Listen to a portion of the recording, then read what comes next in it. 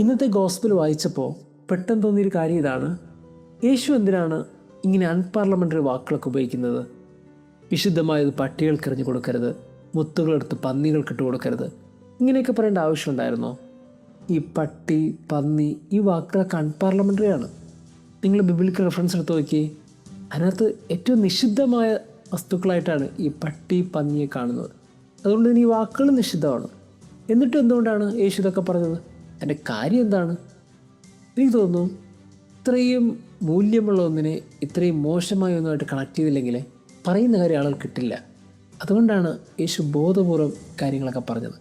അങ്ങനെയാണെങ്കിൽ ഒറ്റ ചോദ്യം ചോദിച്ചാൽ മതി: എന്താണ് ഈ വിശുദ്ധമായത്? എന്താണ് ഈ മുത്ത്? രണ്ടിനും ചേർത്ത് ഒറ്റ ഉത്തരമേ ഉള്ളൂ: അത് നമ്മൾ ഓരോരുത്തരുമാണ്. നമ്മളാണ് ഏറ്റവും വിശുദ്ധമായത്, നമ്മളാണ് ഏറ്റവും പവിത്രമായ മുത്ത്. അതിനെ പന്നികൾക്കിട്ട് കൊടുക്കരുത്, പട്ടികൾക്കെറിഞ്ഞ് കൊടുക്കരുത്. വളരെ ശ്രദ്ധയോടെ സൂക്ഷിക്കേണ്ട ഒന്നാണ്. ഇനി എന്തുകൊണ്ടാണ് ഇങ്ങനെ എറിഞ്ഞു കൊടുക്കരുതെന്ന് യേശു പറഞ്ഞതെന്നറിയോ? സിമ്പിൾ റീസൺസ് ആണ്. പണ്ട് കുഞ്ഞുനാളിൽ പരീക്ഷ എഴുതിയ സമയത്ത് ഒരു ക്വസ്റ്റ്യൻ ചേരുംപടി ചേർക്കുക എന്നുള്ളതായിരുന്നു. ഓർമ്മയുണ്ടോ? അതിൽ ചിലതിന് മാത്രമേ ചേരത്തുള്ളൂ. അത് കൃത്യമായി ചേർക്കുമ്പോഴാണ് ഉത്തരം ശരിയാകുന്നത്. എല്ലാത്തിൽ നിന്നും ചേരില്ല. ഇതുതന്നെയാണ് നമ്മുടെയും ജീവിതം. ഈ ഭൂമിയിലെ എല്ലാം നല്ലതെന്ന് തോന്നുമ്പോഴും എല്ലാം നല്ലതൊന്നുമല്ല. ദൈവത്തിൻ്റെ സൃഷ്ടിയാണ് നമ്മൾ കരുതുമ്പോഴും എല്ലാം ദൈവത്തിൻ്റെ ശ്രേഷ്ഠമായ സൃഷ്ടിയുമല്ല. വെറുതെ ഒന്ന് ചിന്തിച്ചു നോക്കിയേ. നമ്മൾ ഉപയോഗിക്കുന്ന ഈ മൊബൈൽ ഫോണും സോഷ്യൽ മീഡിയയൊക്കെ നല്ലതാണോ എന്ന് ചോദിച്ചാൽ നല്ലതാണ്. ഇനി എപ്പോഴും അത് ഉപയോഗിക്കുമ്പോൾ നല്ലതാണോ? അത്ര നല്ലതല്ല അല്ലേ?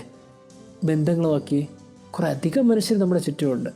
ഇനി ഈ ബന്ധങ്ങളിൽ ഒത്തിരി അങ്ങ് അറ്റാച്ച്ഡ് ആയിപ്പോയാലോ? എവിടെയൊക്കെയോ വെച്ച് അത്ര നല്ലതല്ല എന്ന് നമുക്കൊരു തോന്നലുണ്ടാകില്ലേ? നമ്മൾ ജീവിക്കുന്ന ഓരോ സാഹചര്യത്തിനിടയിലും അധികമായി പോയാൽ അത്ര നല്ലതല്ല എന്നൊരു തിരിച്ചറിവ് നമുക്കുണ്ടാവും. അങ്ങനെ ഉണ്ടാകുന്നൊരിടത്ത് നമ്മൾ ഓർക്കണം, എല്ലാം എല്ലായിടത്തും ചേരുന്നതല്ല. ചില മനുഷ്യർ നമുക്ക് ചേർന്നതല്ല, ചില സാഹചര്യങ്ങൾ നമുക്ക് ചേർന്നതല്ല, ചില ഇടങ്ങൾ നമുക്ക് ചേർന്നതല്ല, ചില വസ്തുക്കൾ നമുക്ക് ചേർന്നതല്ല, ചില മനുഷ്യരും നമുക്ക് ചേർന്നതല്ല. എന്ന് വെച്ചാൽ വ്യത്യസ്തമായ ഇടങ്ങളുണ്ടായിരിക്കുമ്പോഴും വ്യത്യസ്തമായ മനുഷ്യരുണ്ടായിരിക്കുമ്പോഴും വ്യത്യസ്തമായ ബന്ധങ്ങളുണ്ടായിരിക്കുമ്പോഴും വ്യത്യസ്തമായ സാഹചര്യങ്ങളുണ്ടായിരിക്കുമ്പോഴും എല്ലാം നമുക്ക് ചേർന്നതല്ല. ചിലതിന് മാത്രം ചേർന്നതാണ്. മുത്താണെന്നൊരു ബോധ്യം ഉണ്ടാകുന്നിടത്ത്, വിശുദ്ധമായതാണ് എന്നൊരു തോന്നലുണ്ടാകുന്നിടത്ത് നമുക്ക് കൃത്യമായി പട്ടിയെയും പന്നിയെയും തിരിച്ചറിയാൻ പറ്റും.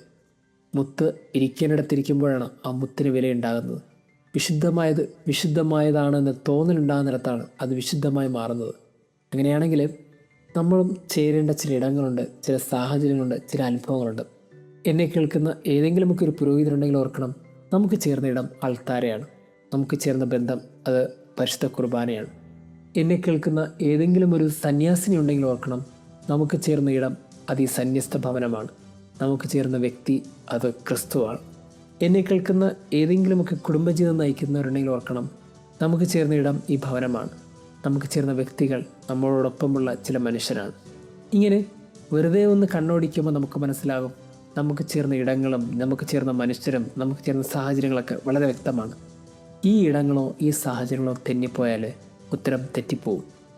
വിശുദ്ധമായത് പട്ടികളുടെ മുമ്പിൽ എറിഞ്ഞു കൊടുക്കുന്നത് പോലെയാകും. മുത്തുകൾ പന്നിയുടെ മുമ്പിൽ ഇട്ട് കൊടുക്കുന്നത് പോലെയാകും. കുറച്ചും കൂടി ശ്രദ്ധയോടെ സൂക്ഷിക്കണം. വിശുദ്ധമായതും മുത്തുകളും നമ്മളാണെങ്കിൽ എവിടെയാണ് നമ്മൾ നിൽക്കേണ്ടത്? എവിടെയാണ് നമ്മൾ സൂക്ഷിക്കപ്പെടേണ്ടത്? ദൈവം നമ്മെ അനുഗ്രഹിക്കട്ടെ.